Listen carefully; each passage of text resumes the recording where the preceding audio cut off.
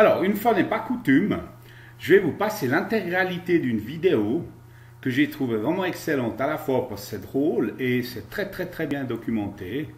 Donc, je tiens à faire connaître, c'est un dénommé Marcel, que je ne connais pas du tout, et je vais vous passer sa vidéo. Voilà. Alors, bon visionnement. Bon les amis, de retour pour notre 442. Aujourd'hui on va s'occuper de l'OMS et de Bill Gates, entre autres. Bon je te cache pas que de faire ce genre de recherche c'est comme plonger dans un seau de merde mélangé à de la pisse. Après à mon niveau tu te doutes bien que je vais pas renverser l'OMS. Mais quand même, faut se méfier. S'il y a moyen d'accompagner la chute, je suis au premier rang. Et c'est qu'à la différence du Covid, avec moi y a pas de remède. T'as beau avoir un masque, te laver les mimines ou garder le mètre de distance, j'arriverai quand même à te chier dessus, faut le savoir. Et je suis plutôt bon viseur. L'idée c'est quand même de se les mettre en slip. Donc prépare-toi Billy, on commence l'autopsie. On va te vacciner une bonne fois pour toutes. Donc faut savoir qu'à l'origine l'OMS a pour objectif d'emmener tous les peuples des États membres et partenaires au niveau de la santé la plus élevée possible. Mais bon, ça c'est sur le papier. Tu griffonnes ce que tu veux, hein. C'est joliment dit, c'est tout. Depuis 2017, le dirlo de l'OMS c'est Tedros Adhanom Ghebreyesus. Bon, je vous le dis tout de suite, celui-là on va l'appeler Ted. Sinon c'est pas possible. Moi faut que je finisse ma vidéo, que l'autre il commence déjà à me casser les couilles. Bon, quand tu le vois, le mec il paye pas de mine. Mais faut savoir qu'il a été membre du bureau politique du Front de Libération du peuple du Tigré. Tigré c'est son ethnie. Une organisation inscrite dans la liste des organisations terroristes du US Homeland Security. Déjà ça commence mal. Qu'est-ce que vient foutre un mec qui vient d'une organisation classée terroriste et se retrouve à la tête de l'OMS? Attends, c'est pas fini. Le type a été ministre de la Santé de l'Éthiopie de 2005 à 2012, tout en étant de 2009 à 2011 directeur d'un programme de lutte contre le sida, la tuberculose et le paludisme, financé par la fondation Bill et Melinda Gates, les voilà les deux tourtereaux, ainsi que directeur du conseil de coordination du programme de l'ONU SIDA et membre du conseil d'administration de l'Alliance pour la vaccination. Accumulard, hein. Je sais même pas s'il a le temps de pisser entre deux réunions, celui-là. À savoir que le Front de Libération du peuple du Tigré représente 6% de la population éthiopienne et a déclaré une guerre éternelle contre les ethnies Amhara et Oromo, qui représentent 30 et 34% de la population. On est encore dans cette histoire de minorité contre la majorité. Ted est accusé dans un dossier de l'Amhara Professional Union d'avoir mené une politique génocidaire pendant qu'il était ministre de la Santé. L'ethnie des Amhara a perdu, écoutez bien, 2,5 millions de personnes entre 1997 et 2007, alors que les autres grands groupes ethniques ont augmenté en moyenne annuelle de 2,6%. T'as compris que les Amhara, c'est pas ses potes. Dans le New York Times, il est accusé d'avoir dissimulé 3 épidémies de choléra. 2006, 2009 et 2011. Si tu veux, s'il avait reconnu l'épidémie, ça aurait bloqué les produits d'exportation, par peur d'une contamination,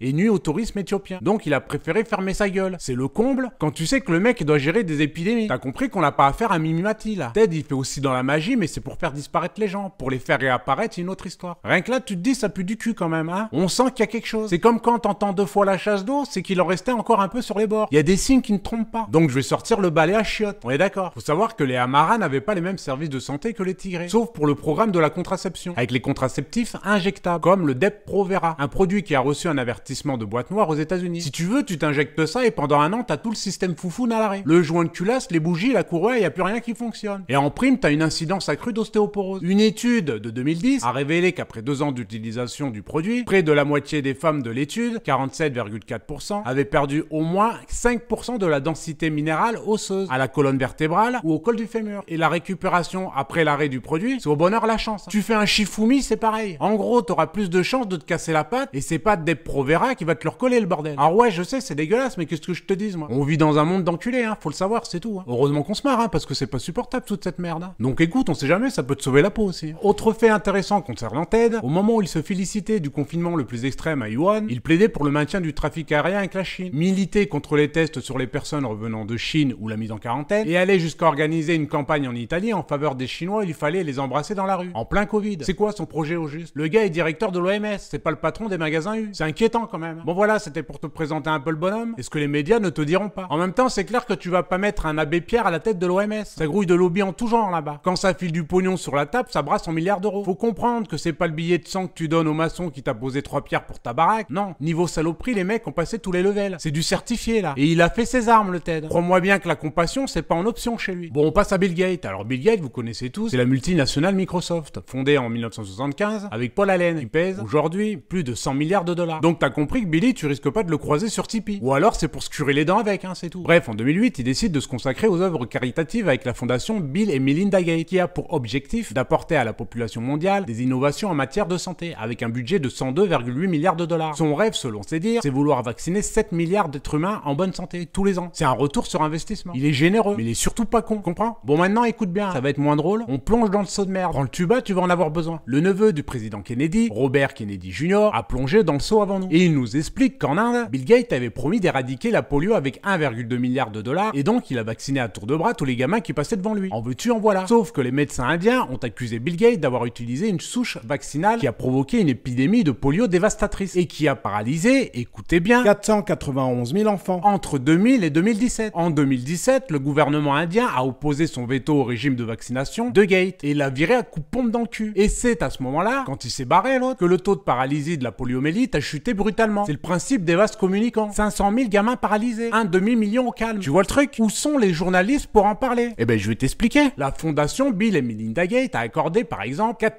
061 258 dollars au quotidien Le Monde, dont 2 126 790 pour 2019. Donc t'étonnes pas d'entendre que du bien de Billy dans le journal. 2 millions ça fait beaucoup. Faut savoir qu'à 20 dollars la pipe, ça en fait des kilomètres de tub. Niveau objectivité et indépendance, c'est niqué par contre. Tu vois, moi à mon niveau, je m'en branle. J'ai ce que je veux. Et pour balancer du croustillant, faut pas me pousser de beaucoup si tu regardes bien. S'il y a moyen de lâcher un pé foireux sur tout ce beau monde, je suis plutôt open bar. Je suis un généreux. Ma femme me le dit tout le temps. Marcel, t'as le cœur sur la main, t'es bien trop gentil. Bah écoute, on se refait pas. Hein. Et tu sais, à 500 000 gamins paralysés, je peux t'en lâcher des semi-remorques de pé foireux. Et je connais un paquet de monde qui serait prêt à sortir les transpalettes aussi. Mais encore faut-il être au courant de toutes ces saloperies. Hein? Bah écoute, c'est chose faite. Et il y en a encore dans le tiroir. N'oubliez pas que 9 milliardaires possèdent 90% de la presse en France. Et ce sont les mêmes journaux qui nous accusent, nous, de complotistes. Et de faire de la fake news. C'est pas merveilleux ce retournement de situation? Ils complotent et c'est nous les complotistes. Ah bah c'est bien foutu le bordel. Hein. En 2002, pendant la campagne Men à Frivac de Gates en Afrique subsaharienne, les agents de Gates ont vacciné des milliers d'enfants africains contre la méningite. Environ 40 des 500 enfants vaccinés ont développé une paralysie. Les journaux sud-africains se sont plaints. Nous sommes des cobayes pour les fabricants de médicaments. Tu me le fais pas dire. L'ancien économiste principal de Nelson Mandela, le professeur Patrick Bond, décrit les pratiques philanthropiques de Gates comme impitoyables et immorales. T'en vas encore de la saloperie? En 2010, la fondation Gates a financé un essai du vaccin expérimental contre le paludisme de GSK, tuant 151 nourrissons africains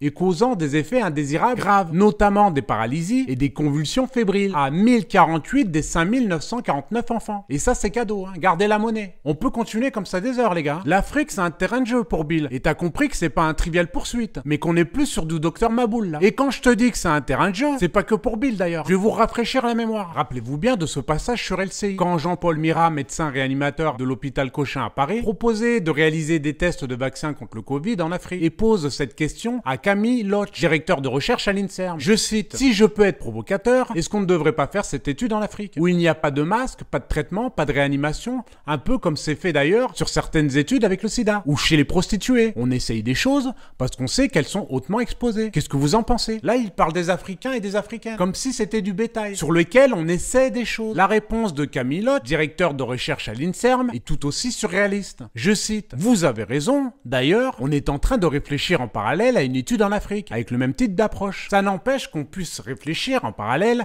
à une étude en Europe ou en Australie. Et ça se passe au calme sur LCI. Tu vas dans n'importe quel PMU en France, t'as personne qui se lâchera à ce niveau. Même avec 4 grammes, ça balance pas de la saloperie comme ça. Et vous savez pourquoi ils sont détendus, les deux loustiques? Parce que c'est normal, ça se fait. Ils le savent, point barre. Comment voulez-vous que les gens ne soient pas inquiets concernant l'éventuel vaccin contre le Covid? C'est même pas une question d'être pour ou contre à ce niveau. On s'en fout. C'est plutôt une question qu'on a des gosses. Et moi, mon mioche, c'est pas un cobaye. Je te le garantis. Et d'ailleurs là, j'en apprends une belle, c'est que des tests ont été contaminés au Royaume-Uni par le Covid-19. Comment est-ce que c'est possible? Ça veut dire que l'on fait du dépistage avec des tests contaminés par le Covid? C'est quoi le projet? Contaminer les populations? Comment des tests censés dépister le coronavirus peuvent être contaminés par le Covid? Et combien sont en circulation dans le monde? Parce que là, c'est certain qu'il va y avoir des deuxièmes vagues, des troisièmes vagues. Sauf que moi, les vagues, compte les prendre, mais à Biarritz. Et pas au chevet de mon gamin, ma femme ou de mon daron. À les regarder claquer. Bon voilà les amis, je vais vous laisser. Merci entre autres à Kennedy Jr. et à Hills Impact News pour toutes ces informations. Alors je sais pas de quoi va traiter ma prochaine vidéo, mais vous inquiétez pas, il y a toujours une victime qui se présente d'elle-même. Soyez attentifs, il y a des gros projets à suivre. Croyez-moi que ça va être du cousu humain. Vous verrez sous ma vidéo, si vous voulez me soutenir, il y a mon Tipeee. Je vous dis à bientôt, et surtout si tu regardes cette vidéo, n'oublie pas que toutes ces saloperies, c'est beaucoup trop pour qu'on ferme notre gueule. À ciao les gars. Alors, c'est pas mignon tout ça, hein, cette OMS, hein, ces gens si sympathiques qui nous veulent tellement du bien. Vous avez vu, bande de pourriture là, qui tirent les ficelles derrière nos gouvernements qui sont que des petits pantins débiles. Hein. c'est des pauvres nazes là, qui exécutent les décisions de ces connards. Donc vous avez vu son président, donc je vous signale, donc c'est un criminel, c'est un terroriste recherché. En plus de ça, on lui donne du docteur, mais il n'est pas médecin ce mec-là. Alors je prends en quoi il est docteur, hein, en ineptie, toutes sortes, mais en tout cas il n'est pas médecin. Donc ça c'est l'OMS. Et puis derrière l'OMS, le financier number one, c'est Bill Gates, le gentil Bill Gates, hein, celui que les médias mainstream défendent, des journalistes défendent, mais non, il dit pas ça, il fait pas ça, tu parles, vous avez vu, il veut vacciner tout le monde, puis en fait il injecte des saloperies aux gens, c'est ça Bill Gates, c'est un autre criminel, hein, c'est un véritable sataniste. Hein. Faut pas oublier que Bill Gates, c'est un ami de Jeffrey Epstein, le fameux pédocriminel, hein, qui s'est soi-disant suicidé, mais qu'on a assassiné parce qu'il en savait trop. Donc, Bill Gates, pédocriminel notoire, qui non seulement veut encore vacciner les gens, mais ils veulent tous nous vacciner aussi, c'est-à-dire ils veulent nous vacciner contre le Covid, avec le fameux vaccin dont je vous ai expliqué, dans lequel il y aura un microchip qui sera branché sur un serveur, et qui vous distribuera du boulot. Donc, soyez les bons esclaves de ce salopard, parce que c'est ça qui est en train de se préparer. Pourquoi pensez-vous qu'il continue de nous emmerder à ne pas pouvoir se retrouver, être ensemble, se toucher? Mais touchez-vous, embrassez-vous, serrez-vous la main, retrouvez-vous à plus de 5, emmerdez ces connards. C'est rien, vous ne risquez rien. C'est de la foutaise tout ça. Je vous dis, c'est de la foutaise. Il n'y a jamais eu de pandémie. C'est une invention.